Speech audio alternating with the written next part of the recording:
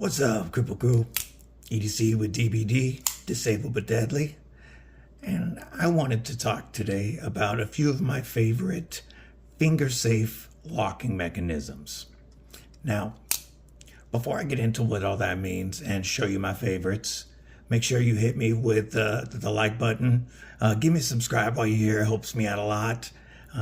Share this with a friend and leave a comment down below letting me know either what your favorite finger-safe locking mechanism is or what's in your pockets today. What are you carrying?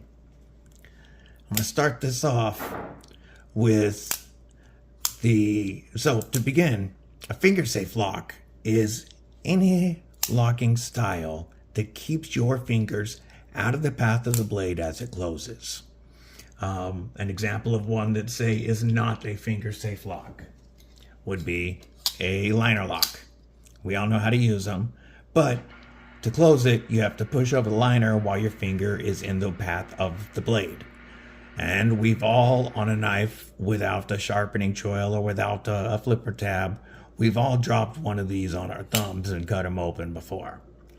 So, a finger-safe locking mechanism just does what it says. Keeps your fingers safe, lets the blade close.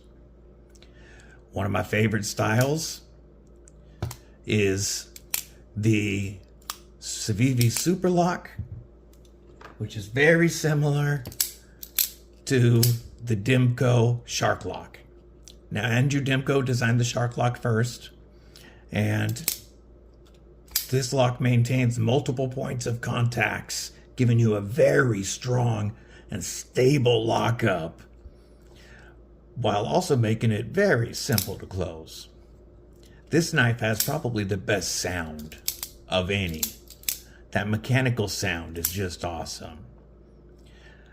Very, very strong mechanism, but so is the Snex designed Super Lock. Now, his lock works in a similar fashion, but it is different. There's a spring back here that's pushing this forward in between the stop pin and the blade tang. And then there is that contact there wedged between, and there's multiple points of contacts here. So if you're more likely to snap a blade before you break the lock. It also has that awesome mechanical and fidgety feel. I love these quite a bit. And the price difference is rather shocking if you're not familiar. This is the DLT exclusive 3V Tonto 80-20.5, coming in typically $250, while the Civivi Vision FG typically comes in around 80 bucks. Fantastic deal. Both have killer ergos because of that, that lock mechanism does not get in your way, but both of these knives were designed with your hand in mind and have multiple comfortable places to hold. Another finger-safe locking mechanism, one of them that's been around for quite a while, is the Spyderco compression lock. This is similar to a liner lock, except the liner on this side has a tab that wedges up in between the blade and the stop pin, and that provides a crazy lockup that can take a lot of pounds of foot-pounds of pressure before it'll release. Again, you might break the blade first. These, very fun and fidgety. The compression lock has been around for a while, but now that the patent has run out on it, there are other companies like Vosteed and Kaiser coming out with what they call their top liner lock, which is a button actuated version of this very similar mechanism. I want to check those out. Now, button locks. Button locks were all the rage a couple of years ago, and they're still quite popular today. My favorite style of button lock is the one that you see the least. This is, kind of considered a gravity knife because You release the button and you can use gravity to open it, or you can whip it out, but there is no flipper tab. And the button on this one, the button locks it in as well as out.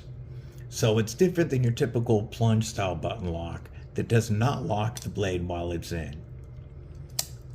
That's why this blade does not have any thumb studs, thumb hole, there's no flipper, because that is the only way to open the knife. This is by far my favorite Elementum. Now, other companies also rocking button locks would be, everybody makes them. But my favorite of the CJRB button locks is the Bowie Pyrite. The action on this is insane. It almost feels as good as this style, but I can flick it out, I can thumb flick it, or I can use that button. Great, fidgety fun. Strong lockup still is on this one. Not all plunge lock button locks are made equal, that's for sure. My favorite of the Kaiser button locks would have to be the Mini Sheepdog.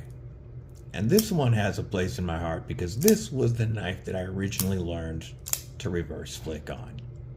So, besides being ergonomic as heck while maintaining a small enough profile to go in your fifth pocket, it's just fidgety goodness, and this will always be in my collection because of being the knife that allowed me to start reverse flicking everything. Now,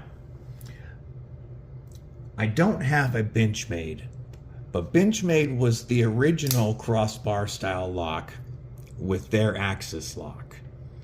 And the patent has run out on the axis lock, so now other companies are making crossbar locks as well. You can see there's an Omega spring on either side, and that pushes this bar forward, and that goes into a spot right here and locks the blade out. To bring the blade in, you just pull it back, whip it in. These are very strong because the knife, the lock will still hold up typically, even if you break one Omega spring. Now, you typically don't break Omega springs. People worry about it, but I've never had it happen personally. But most of these knives come with extra Omega springs in the box anyway. The Hogue Deca is my only crossbar lock that is non-adjustable.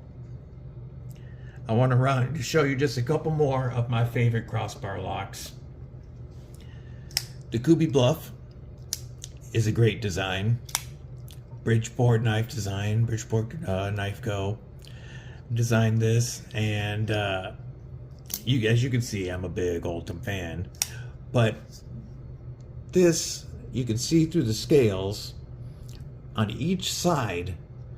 That lock has 3 different positions that you can adjust that Omega spring into so that you can tune the tension to your liking to give you more of a detent feel and, or less, to make this feel stronger or lighter when you pull it back. This one came tuned really well out of the box. The Vosteed and Countycom collaboration Ultim Mini Nightshade. Now this beast also has 3 positions on each side, and while I haven't adjusted it yet, they say that they adjust it from the factory for perfect fidgeting, and I have to agree. This is such a fidgety little knife. I may adjust it at some point and move these forward, which would give me more tension on the lock bar. Farther back is less tension, but we'll see. I like it the way it is at the moment. Let's put that one right there. And the last one that I want to show is my favorite crossbar lock, and that's the Kaiser clutch lock. Kaiser was really the first one to do this in an adjustable fashion, and they still do it the best. This is the Dirk Pinkerton designed Kaiser Escort, and Kaiser's clutch lock on either side Whereas the other two I showed you had 3 positions. Kaiser's on each side has 5 different positions for that Omega spring. So any of their clutch lock knives can really be tuned in to where you like that feel. I like a little bit of a stronger feel because it gives me more of a detent feel. The Kaiser Escort is my favorite of their clutch lock designs. The drop bear is great and it is more famous, but the Dirk Pinkerton designed Escort is bigger. It gives you more handle and more blade while still maintaining a very EDC friendly profile. And as you can see from some of these knives here, I do like bigger blades. So the Escort's my favorite clutch lock at the moment. Now, that's some of my favorite finger safe locking mechanisms. What do you guys like? Do you prefer the shark lock, the super lock? Do you like compression locks or top liners? Are you into the button locks? Are you out of the button locks? Do you like crossbars? Do you still only stick with the old school Benjamin bug out and say screw all the new fads? Let me know. Hit me up in the comments. Don't forget to slash that like button, and again, stab the subscribe before you leave. I appreciate you sticking it out with me. Have a great day. Stay deadly. Megaron says, like, comment, share, and most importantly, subscribe. Thanks for watching.